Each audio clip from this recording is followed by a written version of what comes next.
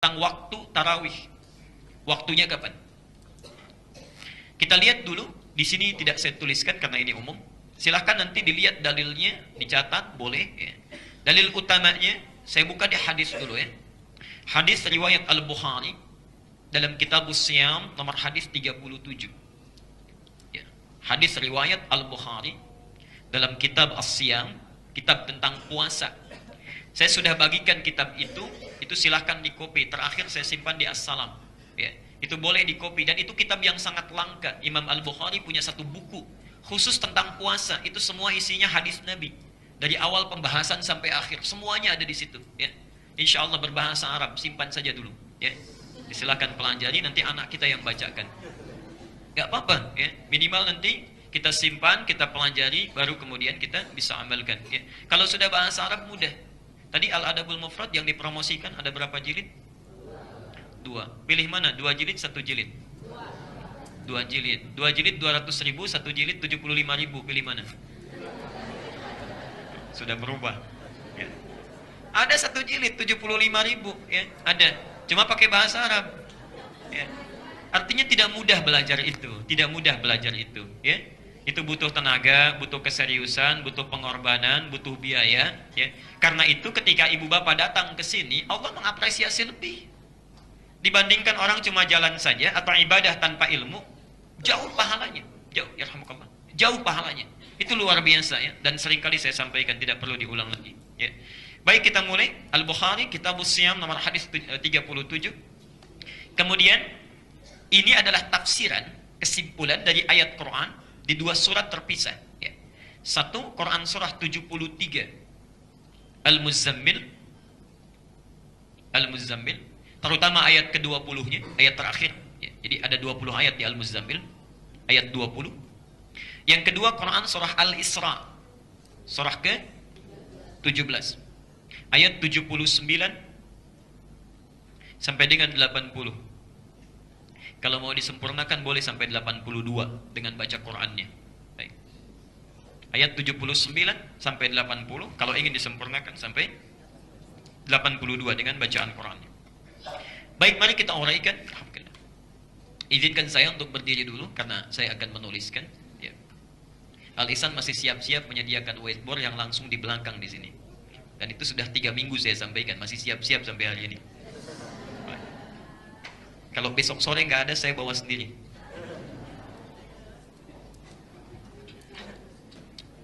Perhatikan sini. Bismillahirrahmanirrahim. Hadisnya sahih, kita hafal insyaallah. Man qama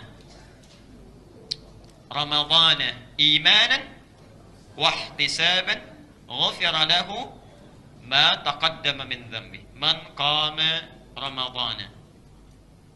Saya mulai dari sini dulu, ya.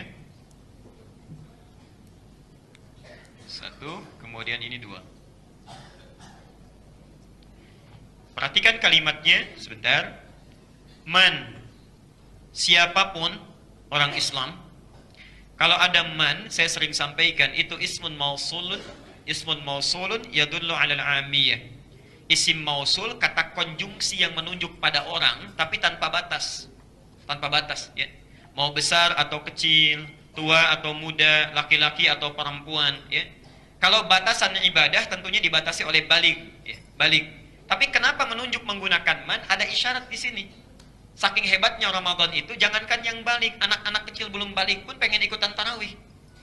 Itu diantara keutamaannya, ya. Baik. Nah. Yuk lihat sini. Man, siapapun qama Ramadhana, yang menunaikan qiyam Ramadan. Ingat, Nabi ketika menyebutkan salat yang kita sebut tarawih itu tidak pernah menyebut dengan tarawih. Rasulullah tidak pernah menyebut dengan tarawih. Nanti sahabat yang mengistilahkan dengan tarawih, ya. Rasul menyebutnya dengan qiyam Ramadan. Qiyam Ramadan. Jadi bahasa nabinya qiyam, qama, qiyam. Saya pecah dulu sebentar. Maaf sebentar, Ibu di belakang kelihatan. Jelas? Baik, kalau kurang jelas saya akan perjelas. Jelas sekali lagi? Jelas, alhamdulillah. Perhatikan sini. Jadi salat yang ditunaikan setiap malam Ramadan itu disebut dengan apa? Qiyam. Nah, qiyam ini Salat yang dilakukan pada waktu malam, ya, itu umumnya kalau di luar Ramadan bukan saat Ramadan, memiliki dua nama. Di qiyam itu salat yang ditunaikan di malam hari dari mulai ba'da isya sampai menjelang fajar, waktunya terbentang. Ya. Jadi salat yang ditunaikan dari mulai ba'da isya waktunya sampai menjelang fajar, panjang sekali, terbentang waktunya. Itu disebut dengan qiyam. Nah, kalau di luar Ramadan, qiyam itu punya dua sifat. Sifat pertama, langsung ditunaikan setelah isya tanpa diawali dengan tidur. Jadi kita tidak tidur dulu. Setelah isya, mau sholatnya jam 8, jam 9, jam 10, bahkan mungkin ada yang sedang perjalanan, tiba di rumah jam 2 malam, dia belum tidur, kemudian ingin sholat, maka ini sifat yang pertama disebut dengan qiyamul lail. Qiyamul lail. Qiyamul lail. Jadi kalau Bapak Ibu menemukan istilah qiyamul lail, itu artinya salat yang ditunaikan di malam hari ba'da isya, tapi tidak diawali dengan tidur terlebih dahulu. Jelas sampai sini? Misal contohnya di Quran surah Al-Muzammil tadi dicatat, yang ayat ke-20 itu. Inna rabbaka wa ya'lamu annaka taqumu adna min thulutsail lail wa nisfahu wa thulutsahu. Sungguh Muhammad, Tuhanmu itu Maha tahu. Walaupun kau nabi, rasul, sudah cukup dijamin masuk surga, enggak ibadah sunnah pun cukup bagi engkau menghadap Allah tanpa hijab Allah. Engkau masih mau bangun malam juga.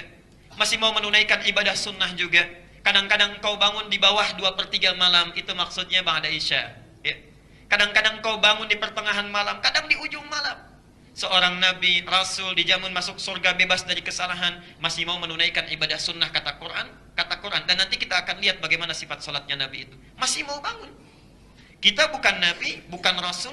Surga nggak ada jaminan, ya. Hisab masih menegangkan, amalan masih berantakan. Masya Allah. Kadang-kadang jangankan yang sunnah, yang wajib saja sebelum Ramadan sering terlambat. Makanya dilatih selama sebulan, jangan terlambat lagi. Walaupun cita-cita paling elit masuk surga dengan Nabi, tak tanggung tingkat tertinggi surga Firdaus. Antrinya di mana itu ya? Ya lihat. Jadi ini qiyamul lail.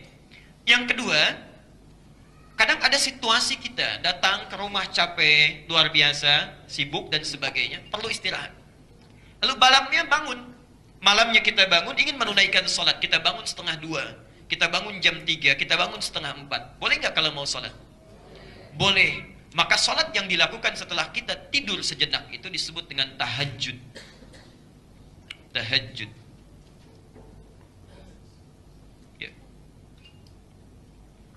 Dalilnya Quran surah ke-17 Al-Isra ayat 79 sampai dengan 80-nya itu. Kalau disempurnakan sambil baca Quran berarti sampai ayat 82. Wa minal laili, dan di antara sementara malam, silahkan bebas pilih. Min di sana litab'id, menunjuk pada sebagian untuk memilih, ya. Wa minal laili, dan di antara sementara malam, fatahajjad. Silahkan tidur dulu, malamnya bangun. Alhamdulillah. Ya. Tidur dulu, malamnya bangun. Jadi silahkan atur. Kalimat Qur'annya menggunakan min, maksudnya dilihat, direncanakan apakah akan bangun sebagian malam mulai 1:30, apakah 1:30, 1:30, nanti diukur. Kalau mau bangun 1:30 tidurnya jam berapa? Kalau mau bangun 2:30 tidurnya jam berapa? Saya sudah pernah terangkan ini dalam batasan sifat tahajud Nabi SAW. Silahkan dirujuk kembali rekamannya. Ya. Nah poinnya, kalau Anda bangun kemudian menunaikan sholat, maka sholat disebut dengan apa? Tahajud. Fatahajjad bihi. Silahkan bangun, tunaikan tahajud. Jelas sampai sini? Baik. Nah, Bapak Ibu sekalian, saat Ramadan, kedua nama ini itu dipersingkat oleh Nabi, dipersingkat dengan satu kata saja, satu istilah. Qiyam Ramadan. Jelas? Di sifat salat di luar Ramadan ini, mau sebelum tidur, langsung setelah Isya, ataupun istirahat dulu, maka Rasulullah SAW memberikan satu nama yang sangat singkat. Qama Ramadana, Qiyam Ramadan. Perhatikan. Kenapa Nabi tidak menyebutkan satu nama saja? Misalnya, man qama bil laili, siapa yang menunaikan qiyamul lail. Kalau Nabi menyebutkan qiyamul lail satu nama saja, itu berarti sholat malamnya harus dilakukan langsung ba'da isya tanpa diawali dengan tidur. Anda kalau sholat kemudian tidur dulu baru malamnya bangun, itu tidak termasuk ibadahnya. Kalau Nabi menyebutkan man tahajjada fi lailati Ramadan, siapa yang tahajud di malam Ramadan, artinya sholatnya harus ditunaikan setelah kita tidur dulu. Tapi Masya Allah, Rasulullah mengerti dengan wahyu yang diturunkan oleh Allah, diberikan tanabbu. Tanabbu itu gambaran berita yang akan datang. Ya. Nabi hadir 15 abad sebelum kita datang, peristiwa-peristiwa setelahnya digambarkan oleh Allah. Tanabbu, orangnya disebut dengan Nabi, berita besarnya disebut dengan Naba, peristiwanya disebut dengan tanabbu. Nah, Nabi itu mengerti. Zaman Rasulullah beda dengan zaman kita sekarang. Gak terlalu banyak pekerjaan pada masa Rasulullah. Tempatnya singkat. Masya Allah, aktivitasnya di sekitaran itu saja. Karena itu Nabi melihat, ada yang bisa bangun malamnya, silahkan malam lakukan. Malam lakukan. Setelah tidur dulu, malamnya bangun. Tapi ada satu kondisi barangkali, yang para ayah pulang dari kantor, terjebak macet, baru sampai rumah jam 10 malam. Masya Allah. Mau ke masjid, masjid sudah bubar dari jam 9. Masih ada kesempatan sholat? Masih, silahkan, fleksibilitasnya terbuka. Anda boleh istirahat dulu, tidur dulu, bangun tengah malam, tunaikan sholat pada saat itu. Itulah rahasianya kenapa Rasulullah menggunakan satu kata yang singkat ini, ingin memberikan kemudahan kepada kita. Ingin Anda menunaikan ba'da isya, silahkan. Ingin tunaikan di pertengahan malam, tidur dulu, silahkan. Itu adalah kemudahan bagi kita untuk memilihnya. Jelas sampai sini? Yang salah, yang tidak salah. Baik. Kalau Anda tanya, mana yang paling afdal? Ya. Sebetulnya kalau yang paling afdal, kalau bisa melakukannya, dan itu normal, wajar sifatnya, tidak ada kesibukan yang lain, itu di pertengahan malam.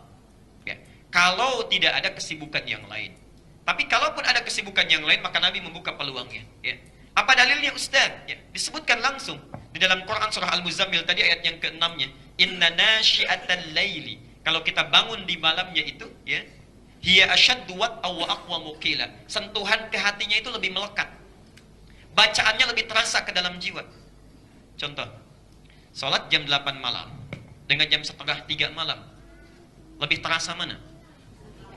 Setengah 3, karena setengah 3 sholat sendirian, jam 8 diimamin, panjang bacaannya. Kapan selesainya? Kapan selesainya? Misal saja ya.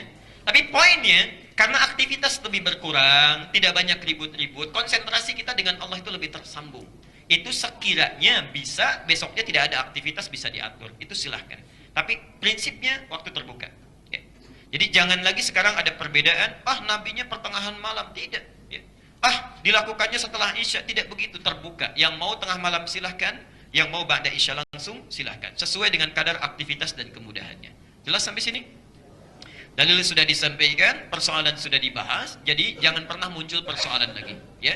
Baik, jadi yang ba'da isya langsung boleh, ya. Kemudian yang tengah malam juga boleh. Kalau ada, nah ini pertanyaan kemarin, Ustaz, kalau saya terlambat datang jam 10, ya, apakah taraweh dulu atau isya dulu?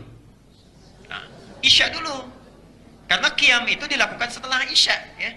Jadi nggak ada ceritanya taraweh dulu baru isya, ya, itu tidak ada. Ya. Jadi qiyam dulu, taraweh dulu, isya dulu baru taraweh atau qiyam.